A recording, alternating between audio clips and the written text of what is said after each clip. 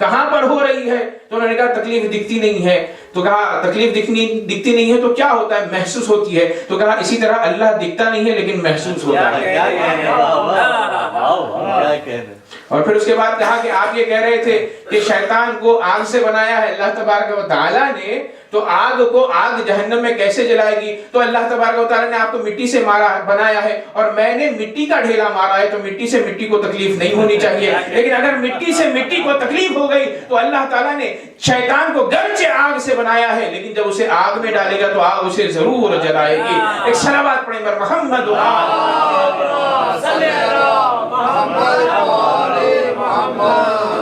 بہلول دانا اس لیے آپ کو کہا ہے.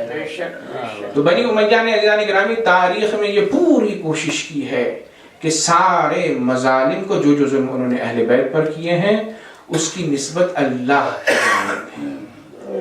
یہی وجہ ہے کہ روایتوں میں ملتا ہے کہ جب کربلا سے کوفہ یہ قافلہ گیا ہے تو وہاں پر ابن زیاد نے یہ کہا امام سجاد سے کہ اے سید سجاد آپ کون ہیں؟ تعارف کروائیں، اپنا انٹروڈکشن دیں. تو کہا میں علی بن الحسین ہوں. تو ایک مرتبہ ابن زیاد نے کہا کہ کیا علی بن الحسین کو اللہ نے کربلا میں نہیں مارا؟ علی بن الحسین کو کربلا میں اللہ نے نہیں مارا؟ تو امام نے پلٹ کر کہا کہ نہیں، اللہ نے نہیں، تجھ جیسے ظالموں نے انہیں شہید کیا، اور وہ میرے بھائی تھے علی الاکبر. میں علی بن الحسین دوسرا علی ہوں. علی الاصغر علی الاکبر کو دشمنان الہی نے قتل کیا. تو اس نے کہا نہیں، اصرار کیا. 3 مرتبہ تکرار ہوئی تو امام نے فرمایا اے ملعون، اللہ یتوفی الانفس حین موتها، یہ سمجھ لے کہ اللہ کا کام یہ ہے کہ موت کے وقت وہ روح کو کھینچ لیتا ہے. وہ قاتل حسین اور اولاد حسین نہیں بلکہ تو قاتل ہے. جیسے ہی اس نے یہ کہا، مولا نے یہ کہا، تو ابن زیاد نے کہا کہ فوراً اس جوان کو قتل کر دیا جائے. عزیزان گرامی تاریخ میں ملتا ہے کہ فوراً جناب زینب اولیاء مقام محافظ سید سجاد آگے بڑھی اور بڑھنے کے بعد کہا کہ اے ابن زیاد، اتنے جوانوں کو تو نے شہید کیا، اب کیا تو سید سجاد کو بھی شہید کرنا چاہتا ہے؟ ہاں عزیزان گرامی، عدل امام زمانہ علیہ السلام وہ عدالت ہے کہ جو عدالت علی بن ابی طالب ہے جسے آپ برقرار کریں گے. اور عزیزان گرامی یہ بات بھی یاد رکھیے کہ عدالت علی بن ابی طالب کی وجہ سے کربلا رونما ہوئی.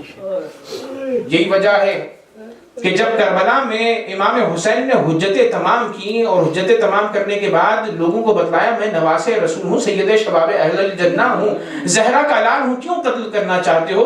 تو ایک دشمن نے اٹھ کر کہا بغضاً لابیک، اے حسین ہم تمہیں قتل کرنا چاہتے ہیں تمہارے بابا کے بغض میں.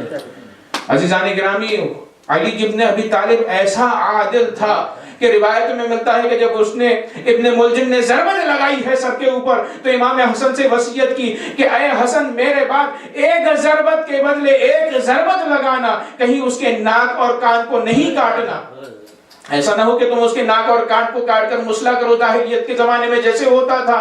وصیت کی اور امام نے اتنا کہا کہ میں نے جو دودھ پیا ہے وہ دودھ جو بچ گیا ہے میرے قاتل کو لے جا کر دیا جائے. لیکن عزیزان گرامی اس عادل علی حسین کے ساتھ کربلا میں کیا کیا گیا؟ جب زیر خنجر ابا عبداللہ الحسین آئے تو ایک مرتبہ ابن ملجم شمر سے کہا کہ اے شمر ایک جرعہ آپ مجھے دے دے. لیکن شمر نے کہا کہ جا کے جد کے پاس حوض کوثر پر حسین پانی پینا، ایک قطرہ میں تجھے عطا نہیں کروں گا. عزیزان گرامی ابا عبداللہ الحسین کی پیاس تو ایک طرف، کربلا کا ایک ننھا سا علی الاصغر وہ بچہ کہ جس نے جیسے ہی حسین کی حل من ناصر ینصرنا کی صدا سنی تو اپنے آپ کو جھولے سے زمین گرا کربلا پر اس نے گرا دیا.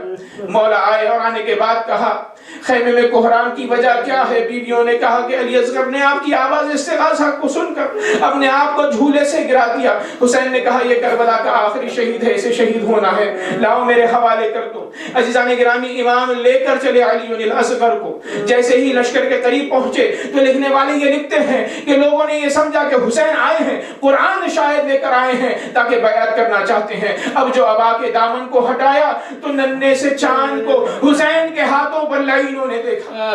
حسین نے کہا کہ تمہاری جنگ مجھ سے ہے، یہ بچہ 6 ماہ ہے، اس کا کیا قصور ہے، اسے تھوڑا سا پانی دے دو. عزیزان گرامی دشمنوں کے دل میں رحم نہیں آیا.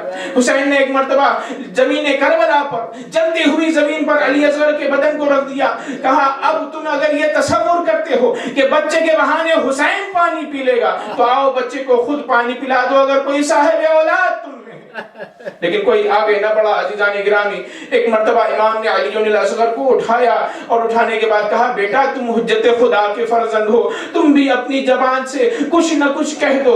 عزیزان گرامی، بچہ کیا کہتا؟ لکھنے والے یہ لکھتے ہیں کہ علی اصغر نے ساری طاقت کو سمیٹا، اپنے خشک ہونٹوں پر زبان کو پھرانے کر شروع کر دیا۔ جیسے ہی اس منظر کو دیکھا تو سارے دشمن گریہ کرنے لگے۔ عمر سعد نے کہا حرملہ کہاں ہے؟ اقطع کلام الحسین، حسین کے کلام کو قطع کر دے۔ ہاں عزیزان گرامی، ظلم کی انتہا کربلا میں ہو گئی کہ 6 ماہ بچے کی جانب شمر نے، حرملہ نے وہ تیر چلایا کہ جو ایک شعبے کا نہیں تھا بلکہ 3 شعبہ تیر تھا۔ عزیزان گرامی، جیسے ہی وہ تیر علی الاصغر کے گردن پر لگتا ہے، لکھنے والے لکھتے ہیں کہ بچے کا گلا اس تیر سے ایک کان سے دوسری کان تک ذبح ہو گیا۔ اجرکم اللہ۔ یہ وہ وقت تھا کہ جو حسین کے لیے بڑا سخت وقت تھا، کربلا میں عظیم وقت تھا۔ اور ایک مرتبہ امام حسین نے جو شیعوں کو یاد کیا ہے عزیزو، اس موقع پر یاد کیا ہے، کہا ہے کہ اے شیعو جب بھی ٹھنڈا پانی پینا تو مجھے یاد رکھنا، جب بھی کسی غریب کا تذکرہ سننا تو میری غربت کو یاد رکھنا۔ اور پھر اس کے بعد فرمایا کہ یاد رکھنا اس منظر کو بھی کہ جب میں سؤال آپ کے لیے علی اصغر کو لے کر گیا تھا لیکن ظالموں نے پانی کے بدلے 6 ماہ کو پر تیر چلایا۔ عزیزان گرامی، امام حسین روایتوں میں ملتا ہے کہ خیمے کی طرف جانا چاہتے ہیں لیکن قدم نہیں اٹھتے، آگے بڑھتے ہیں، پیچھے ہٹتے ہیں، کہتے ہیں انا للہ و انا الیہ راجعون، رضا بقضائہ و تسلیما لامرہ، ہم اللہ کے لیے ہیں، اللہ کی طرف پلٹ کر جانا ہے، لیکن اے پروردگار میں جبکہ راضی ہوں تیری قضاء و قدر پر، جاؤں تو کیسے جاؤں، رب آپ کو یہ لاشا دوں تو کیسے دوں۔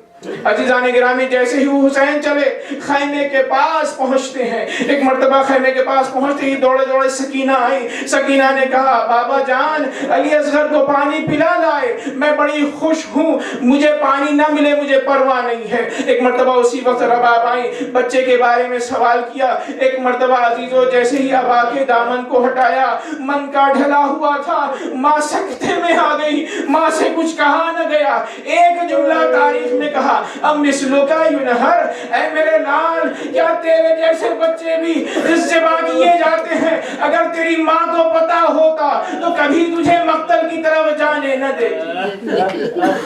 الا لعنۃ اللہ علی القوم الظالمین وسيحكم الذين ظلموا آل محمد أيهم ينقلبون۔ پروردگارہ ذکر کلیم کو ہم سب سے قبول فرما، بار الہ ذکر کے صدقے گناہان کبیرہ و صغیرہ سے ہماری مغفرت فرما، بار الہ بطفیل محمد و آل محمد ہمیں جو پریشان حال ہیں ان کی پریشانیوں کو دور فرما، بار الہ میں جو بیمار ہیں انہیں شفاء کاملہ و عاجلہ عنایت فرما، بار الہ بطفیل ذکر ابا عبداللہ الحسین امام زمانہ منتقم خون حسین کے ظہور میں تعجیل فرما، اور جب ہمارے آقا و مولا ظہور فرمائے تو ہمیں اس قابل بنا کہ ان کے اعوان و انصار میں شامل ہو سکیں۔ ربنا تقبل منا انك انت السمیع العلیم وتب علینا انك انت التواب الرحیم۔ ماتم حسین۔